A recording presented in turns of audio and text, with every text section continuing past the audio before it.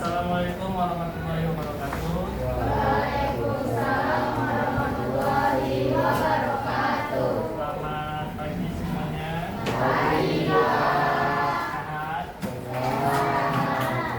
Oke.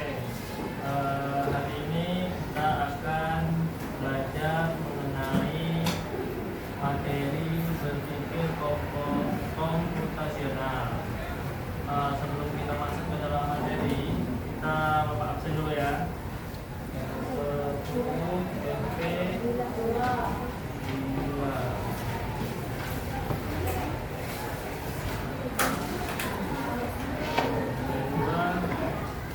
Aisyah,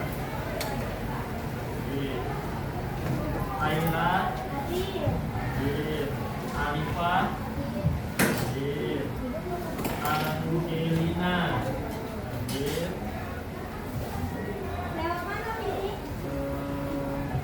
Angel Cice, Anggi,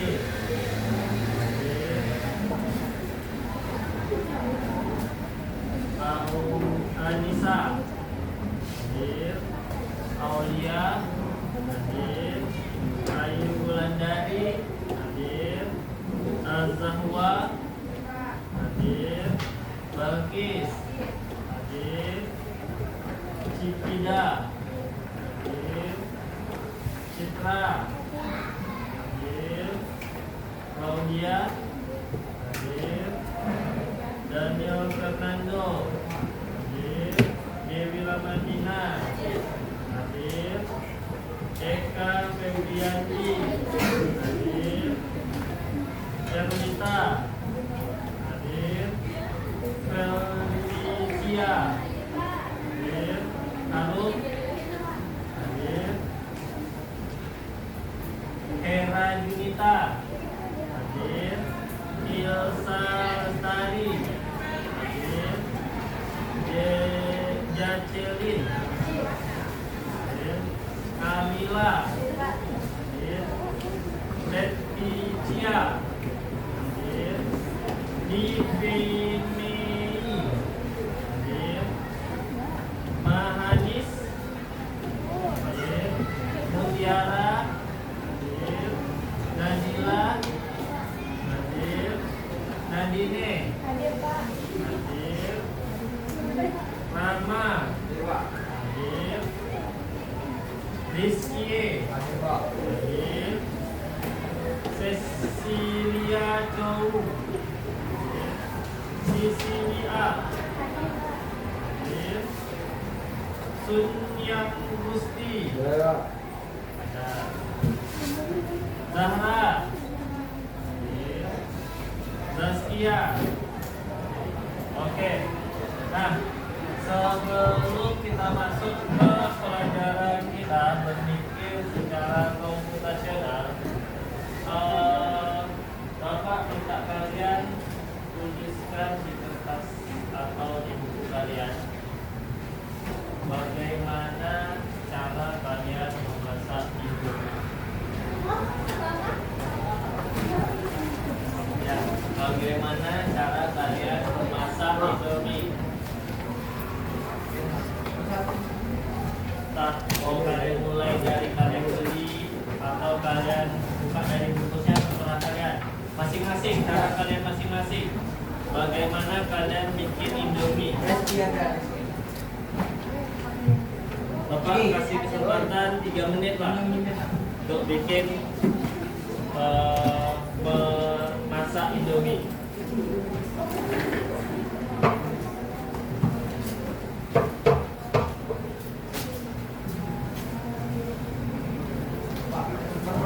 Kertas lembar boleh.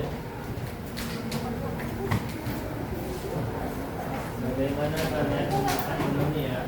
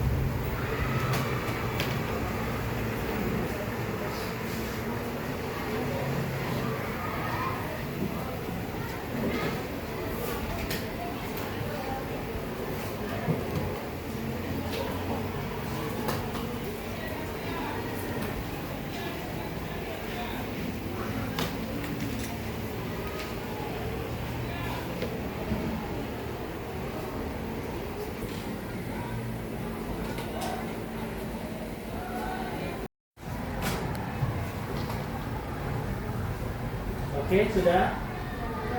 Oke, kalau sudah, kalian merancang bagaimana kalian memasak Indomie atau membuat Indomie di rumah. Bapak mau mengolah.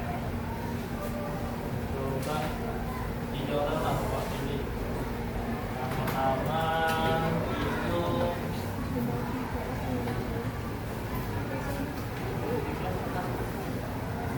Ayu. Ayu mana? Coba Ayu ini. Coba Ayu ke depan. Coba Ayu jelaskan macam mana Ayu membuat Indomie. Nah, boleh perkenalan.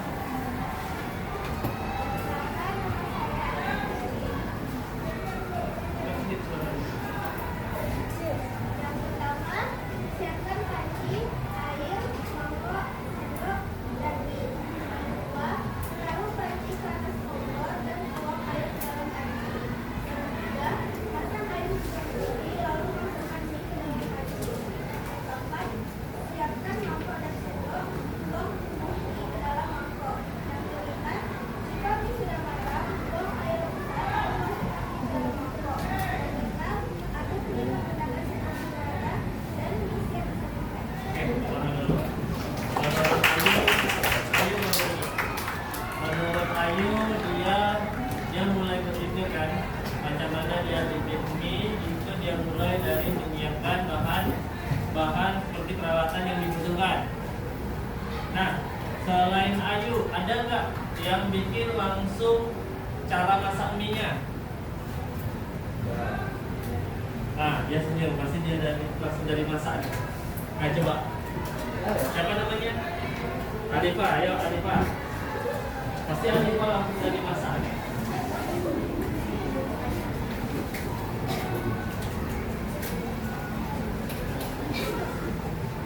Pertama, rebus air sampai mendidih. Lalu tuangkan bumbu bumbu dan minyak dan santan. Tiga, masukkan mie instan ke air rebusan yang sudah mendidih. Ambil mie, tuangkan bumbu yang satu piring. Setelah 3 menit rebus mie, angkat dan tiriskan. Lalu taruh mie yang sudah direbus ke piring yang sudah bumbunya. Lalu aduk mie instan dengan bumbunya sampai rata. Oke, tenang. Boleh menurut. Kalau menurut siapa? Alifa, dia langsung bikin dari masaknya, langsung direbus mie-nya. Dia nggak mikirin ada panci atau enggak. Nggak masalah, itu konsep berpikir dia. Berarti dia udah menyiapkan itu sebelumnya, udah ada di kompornya. Coba satu lagi laki-laki lah. Laki-laki Daniel. Coba Daniel.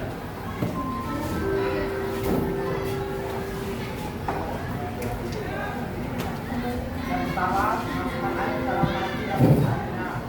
Kedua, buka bungkus mie dan siapkan bumbunya. Ketiga, tutup bumbunya dalam keadaan sepiring. Keempat, setelah air mendidih, masukkan minyak dan tunggu hingga matang. Kelima, setelah matang, buang airnya dan letak minyak di atas piring yang sudah ada bumbunya. Yang keenam, terus diaduk hingga matang. Daniel konsepnya sama kayak Alifa tadi, dia langsung masak. Oke, semuanya betul, tidak ada yang salah. Konsep berpikir kalian semuanya tidak ada yang salah. Itu adalah salah satu penerapan konsep berpikir komputasional. Apa sih berpikir komputasional itu? Coba kalian lihat di slide Bapak. Berpikir komputasional itu adalah pendekatan pemecahan masalah yang menggunakan konsep-konsep dari ilmu komputer. Ini bukan tentang belajar coding, tapi tentang bagaimana berpikir layaknya seorang ilmuwan komputer. Nah, jadi untuk kalian bisa menjadi programmer atau pengakses komputer, kalian nggak harus langsung terjun ke bagaimana cara kalian coding atau bagaimana kalian menjalankan aplikasi.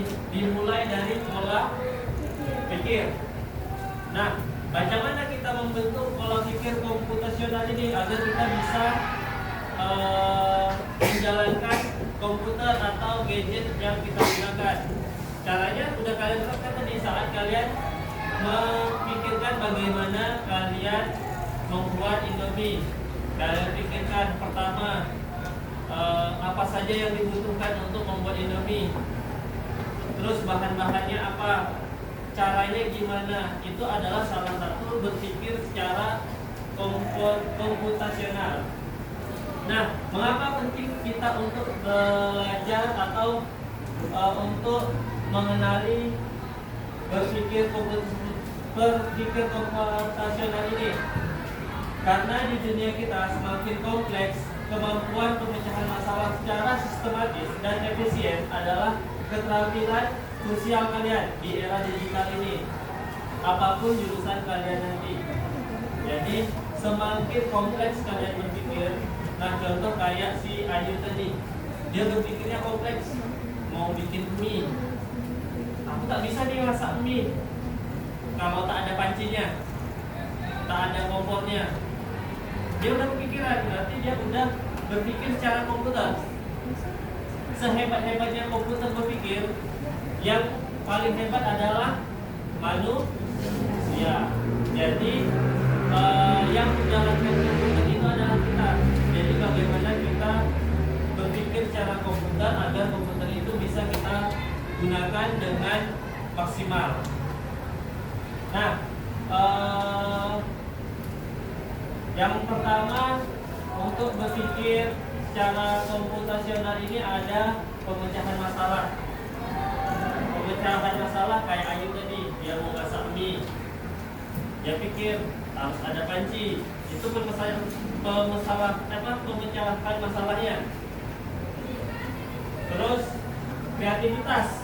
Nah, Bapak yakin nggak cuma 3 orang tadi yang kreatif, yang lainnya pasti ada yang lebih kreatif lagi. Bisa jadi di dalam dia memasak mie, kan nggak mungkin nih mie nggak ada udangnya, nggak ada sayurnya. Itu termasuk kreatif. Setelah kita memecahkan masalah, kita keluarkan kreativitas kita. Terus logika. Logika ini penting. Kenapa penting? Karena kita kaitkan lagi di masak mie. Masak mie kalau nggak pakai logika nggak bakalan jadi mie itu. Kayak ini Indomie enak lah pakai jus alpukat dicampurin. Masuk nggak logikanya? Nggak masuk kan? Berarti tanpa ada ketiga prosedur ini untuk berpikir komputasional, itu nggak akan jadi. Jadi kalian itu tanpa sadar sudah berpikir komputasional, berpikir secara komputer dalam kehidupan kalian sehari-hari. Sampai sini kalian mengerti tentang berpikir komputasional? Oke, dan next. Nah, berpikir komputasional ini ada beberapa konsep. Yang pertama, dekomposisi atau memecahkan masalah besar menjadi bagian kecil. Terus yang kedua, pengenalan pola atau menemukan kesamaan dan tren. Terus abstraksi, fokus pada informasi penting saja. Terus yang keempat, algoritma, merancang langkah-langkah solusi yang jelas.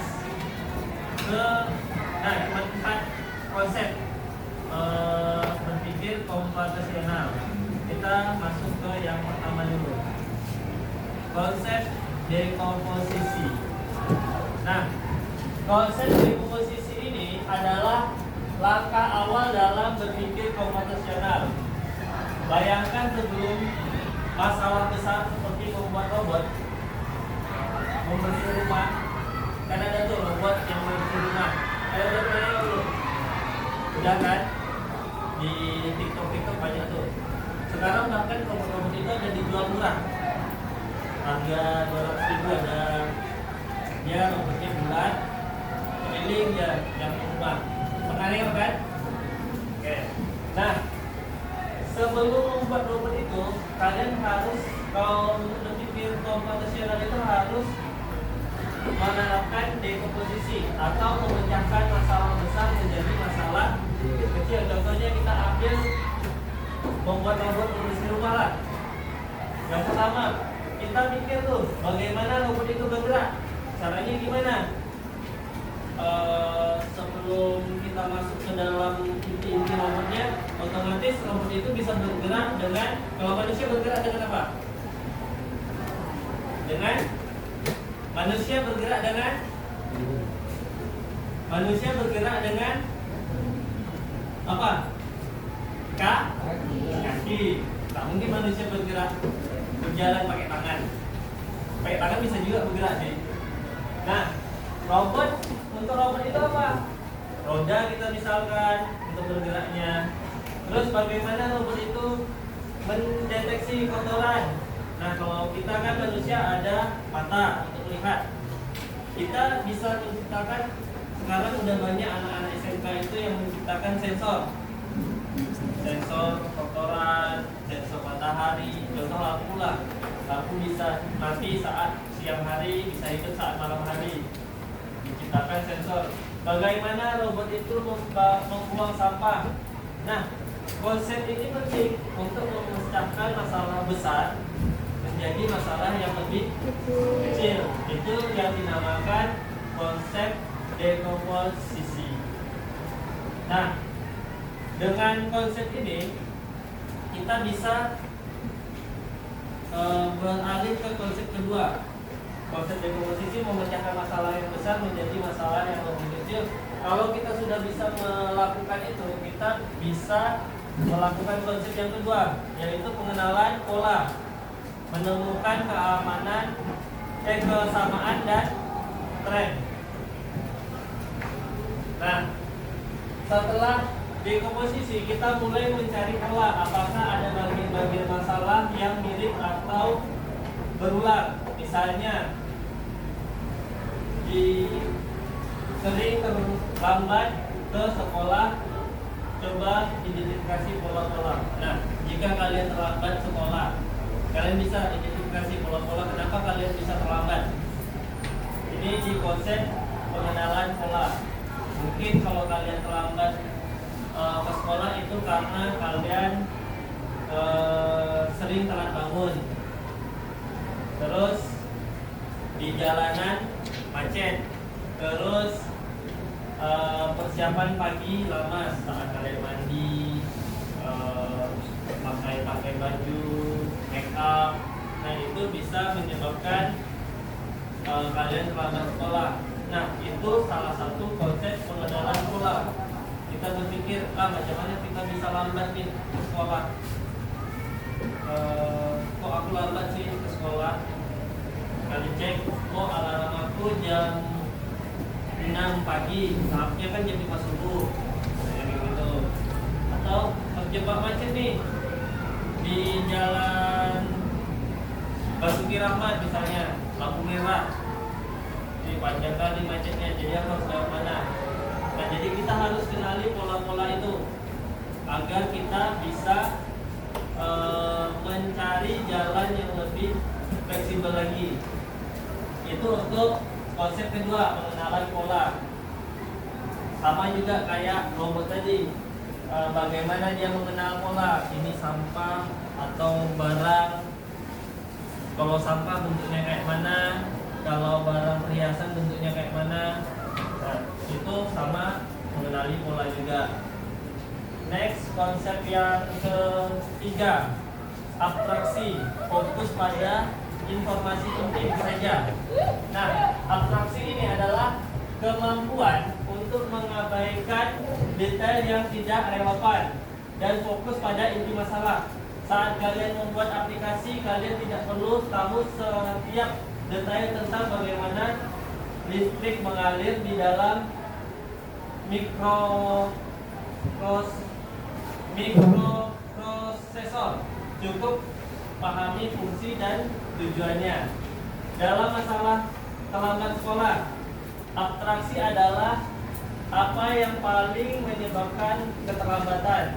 Informasi tidak penting seperti warna kaos kaki yang kalian pakai tidak relevan, fokus pada variabel utama yang mempengaruhi hasil.